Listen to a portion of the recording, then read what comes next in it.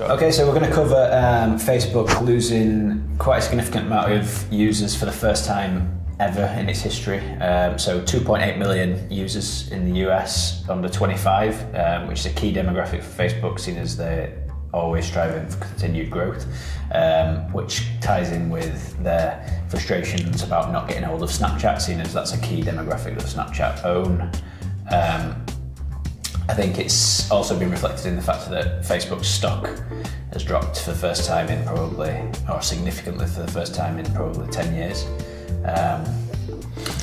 Yeah, and I know we touch on Snapchat quite a bit, don't we? I think this could be quite a key reason why Facebook's user base might be dwindling a little bit. I think the under 25 demographic now, seeing all the parents and all the older generation on Facebook, it's a bit ubiquitous, and now they're probably thinking, we need to get away from this, a bit more privacy. Yeah. Going across to Snapchat or one of the other compares, there's a few little compares. Oh, yeah, I agree, but you ask anybody that's under 25 anyway, and they think that Facebook's for people that are ancient anyway. Yeah. So, yeah, perhaps.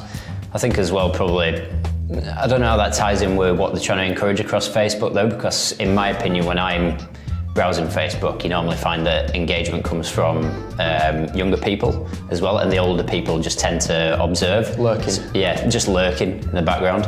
And it's the youth really that get on board and start to engage and like and comment and all that kind of thing. So yeah.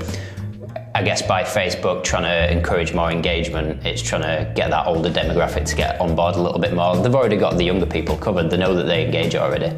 So is it maybe they're trying to get the older people to get a little bit more involved than they usually would be? But still, it is quite a sharp decline in general usage, really. It's been a pretty risky call, I think, and like Lisa said, I think they've lost quite a bit of, they've had quite a big dip in the shares since. I think in the grand scheme of things, 2.8 million users on a platform that has billions and billions of users daily is tiny from the outside looking in, but I think for Facebook it'll hit them hard because it's a key demographic, and it's a demographic that underlies the growth of the platform.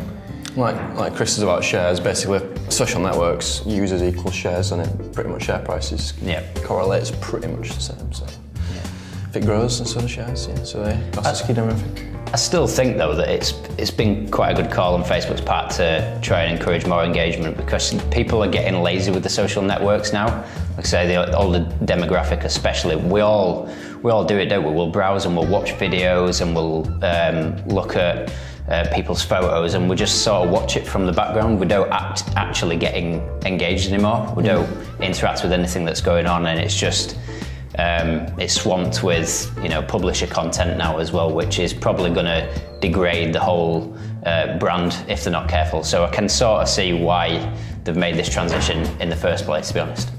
It's going to be interesting to see what they do with Instagram now, because Instagram is replicating a lot of Snapchat functionality, but with things like Instagram's API being opened up, and marketers now have the ability to schedule.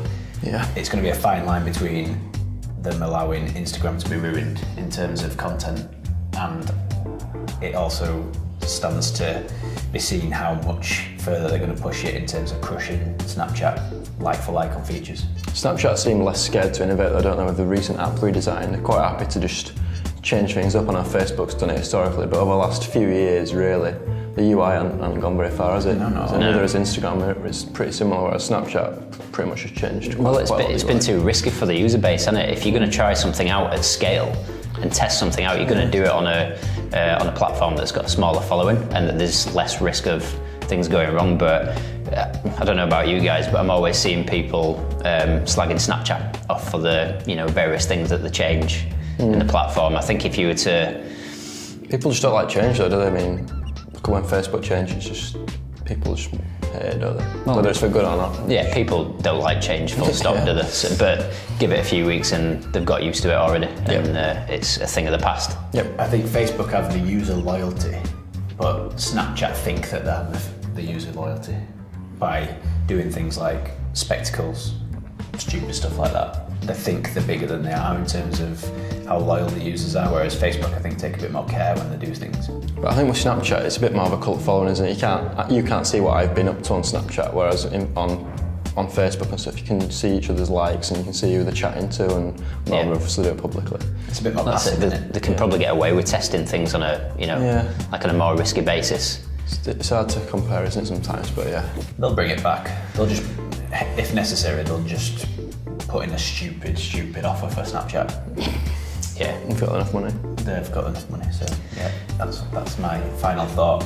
Well, overall, I think that it's still hard to really think of what Facebook are doing at the minute. I don't think anybody's got anything conclusive in terms of what they're going to do, but I think over these next 6 months it's going to be interesting what the outcome's going to be across the other channels, Instagram more importantly, and see what that shift looks like. But I think a lot of people will be quite pleased to see, like I say, the reduction in rubbish publisher content that's out there, and just spam brands and things like that. I mean, it does get a little bit irritating. You can see like Lad Bible and Unilad and publishers like that who have an enormous following, but they do push out a lot of crap sometimes, and it is really, really passive. So I can see what they're trying to do, or at least make these publishers work a little bit harder to push more quality content out.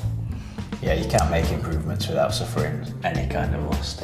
And I think, like I said at the start, 2.8 million in the grand scheme of things is pretty small. It's a drop in the ocean, isn't it, really? Yep.